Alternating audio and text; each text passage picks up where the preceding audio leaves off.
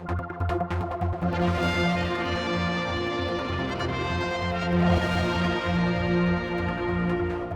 joining me is Michael here from the Samaritans. I think we do one of these every few years. It's really a double-edged one because we're telling people about the service, Michael, but also you're always, I know, looking for volunteers, right? Absolutely, yeah, absolutely. So let's start with the service and people watching this who are feeling vulnerable, lonely, all those things that people think about when the Samaritans come to mind. Yet some people don't want to ring. I mean, we have this sort of thing. I mean, how do you get this confidence up? I think one of the big aspects of Samaritans is the confidentiality aspect of it, and people who are in distress and despair, they probably or possibly don't want to speak to the friends or the family because the friends and family tend to want to solve everything, whereas when they contact us, they just get personal contact and a listening ear and somebody who's just there to help them and provide emotional support to them. I know it's important that we always mention this fact that it doesn't necessarily come to Isle of Man either. No, indeed, we can take calls from anywhere in the UK. So we do get calls from the Isle of Man, but we wouldn't know unless they tell us. So we can take calls anywhere from the UK. There's always that dread that you're going to know the person on the other end of the phone. I think historically that was how it was because we had our own dedicated line in the Isle of Man. And there was a risk that you might recognise the person at the other end, but it's all done through a central telephone system now, so we have no idea where they're coming from. Now I know you're volunteers, but it costs money to run this service, obviously. I mean, it does, yeah. How do you finance it? It's fundraising, occasional sponsorship, and people who are very generous with contributions. We get all our IT stuff is done through central office in the UK, so we pay an annual subsidy to them, but we have to raise money which is independent. It's Isle of Man money.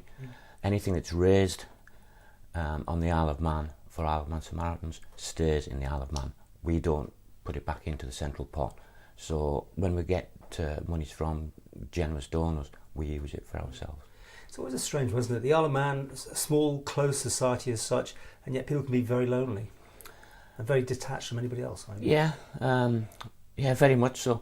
One of the areas that we do get a lot of people talking to us about is loneliness and isolation, especially in the current climate because there's so much going on. Over the last few years in particular, we've gone through COVID, and now we're going through the energy crisis, and people they're very scared, and they have no one to talk to. Some people are angry, some people are just upset. There's a lot of emotion out there, and that's what we're there for, to provide emotional support. We'll talk to them, we'll listen to them, and we'll explore options. We don't give advice, because that's not what we're there for. A listening ear? Very much so, yeah, very much so. And we try and get alongside the caller to understand exactly what they're going through. And then we try and explore options with them to see if they can find a way forward. And yeah, as you say, a listening ear, we're just there to provide support to these people. Well, let's talk about the volunteering side. You're always looking for people to volunteer. Yeah, very much so.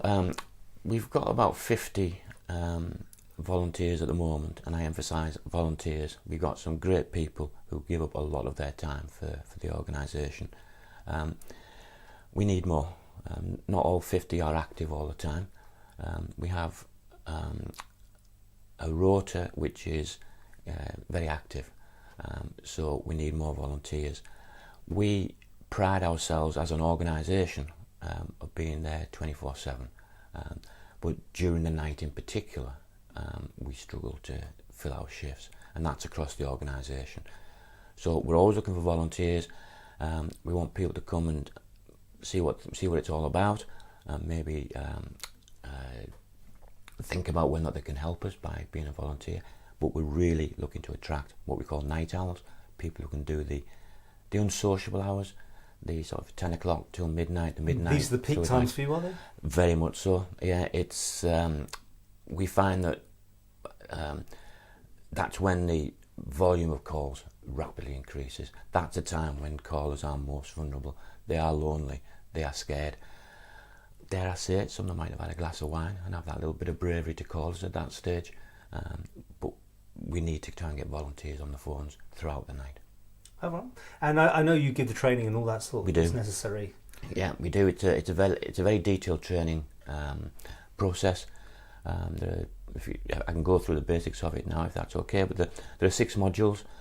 Each module is 3 hours, and after the training, the volunteer then starts taking calls with a mentor. And it's important to emphasise that you're not thrown in the deep end. No, that wouldn't be fair on the volunteer. It wouldn't be fair on the callers either. We have a mentor who nurses them through sort of 3 or 4 months of further development, and it's only after like a 6-month probation that the providing progress is satisfactory. The volunteer becomes what we call a numbered volunteer, and that means they've passed the probation. So, as you say, it's not getting thrown in the deep end. There's a lot of development takes place. It isn't for everybody. Some people do come along and then find, actually, this isn't for me. But if people are keen to join the organisation but find that the telephone side of it's not to them, then we're looking for support volunteers as well, who can do things like helping to raise the awareness of Samaritans or bring admin skills to the table. So there's a lot of options available to it. Okay, well, there's 2 contacts we need. One is obviously the number that people bring for the Samaritans, which is, I know it's a network number, isn't it? Everywhere the same number for the Samaritans. Yeah, it's 116123 is the free phone number, and it works in the Isle of Man, so that's for volunteers. And if people want more information about you and joining Samaritans, how do they do that? The best thing to do is go on to the website, which is www.samaritans.org. Then that takes you to the recruitment and selection page, and it takes you through the whole process. A lot of it's online now, and it takes you through the process. We have a recruitment and selection deputy, Ali, who would be happy to speak to any individuals who are keen in taking it forward. And if people want to make a gift or donation, same, go through this website? We have an Isle of Man page of the website, so they can make donations online. And as I said, that goes to the Isle of Man Samaritans. It doesn't go into the central pot, and that's important for the Isle of Man community to know that if they are making donations, that we are using it. It's not going into it. They're not donating to the central charity.